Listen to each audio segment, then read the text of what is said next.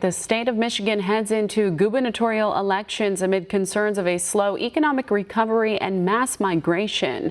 One America's Kristian Rouz has this report. Rife controversy accompanies the ongoing gubernatorial race in the state of Michigan as candidates from both major parties exchange grievous insults and serious accusations. This as the Great Lakes state, once a prosperous industrial powerhouse, is seeking ways to re-emerge from economic depression and a social crisis after decades of predominantly Democrat rule. The negative effects of left-wing policies still linger, despite outgoing Republican Governor Rick Snyder taking steps to fix the dire situation. We are the comeback state. We went through a terrible decade before. We went into it with large deficits. When I became governor, highest unemployment in the nation in many respects. And the comeback is large. We've created over 500,000 private sector jobs.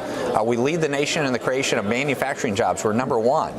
Back in 2016, President Trump won Michigan by a narrow margin of just under 11,000 votes, or 0.22%, frustrating the expectations a GOP candidate has no chance of winning a state with deeply entrenched Democrat machine politics.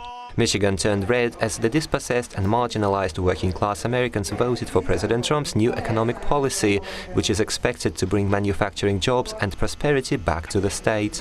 We play, meaning us, meaning me, play in a lot of states that a Republican, more traditional Republican, doesn't play.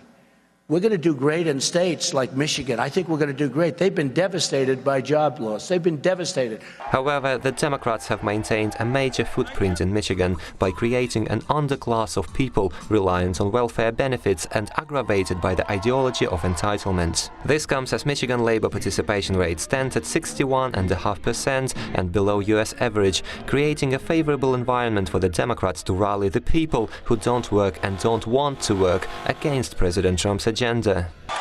We can never fix our problems by relying on the same politicians who created our problems in the first place. The Republican candidates for Michigan governorship include the serving Lieutenant Governor Brian Coley, State Senator and aerospace engineer Patrick Kolbeck, and Attorney General and former Congressman Bill Schuette.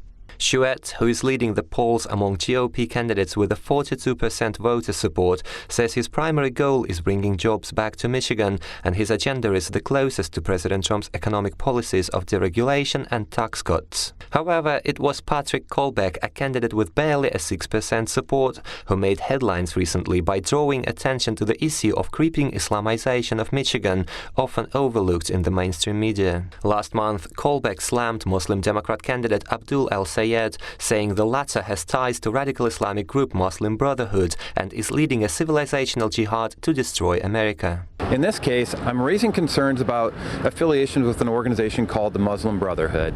And that's not a disparagement against all Muslims. It's those who espouse the beliefs of the Muslim Brotherhood. Dr. Abdul El-Sayed was vice president of that Muslim Students Association. So there is an affiliation with that, with friendly organizations. A likely Democrat favorite in the race is an immigrant from India and businessman Sri Thanedar, who according to polls has a 30% voter support. Thanedar is focusing on improving education and rebuilding the state's infrastructure, echoing parts of President Trump's agenda as well. I understand the entire established machinery going to be against me. The other two Democrats running for Michigan governor are Gretchen Whitmer, a self-described supporter of women's rights and environmentalist agenda, and the aforementioned El-Sayed, an Islamic doctor whose agenda of social justice is reminiscent of the platform of 2016 Bernie Sanders campaign. I believe that this country is big enough to have a leadership that looks a little bit differently and prays a little bit differently, and that we belong. It's not time for us to hide. It is time for us to stand up and demand that we get to belong like everyone else. The fate of Michigan is up in the air, as the upcoming gubernatorial election will determine whether the state will reclaim its status as America's hub for manufacturing and innovation or continue spiraling into the abyss of entitlement state desperation and demise. Both major parties are set to choose their nominees on August the 7th, whilst the general election is slated for November the 6th. Kristian Rouz, One America News. We can use your help. Call your cable provider and kindly demand that One America News is added to your lineup. Call today.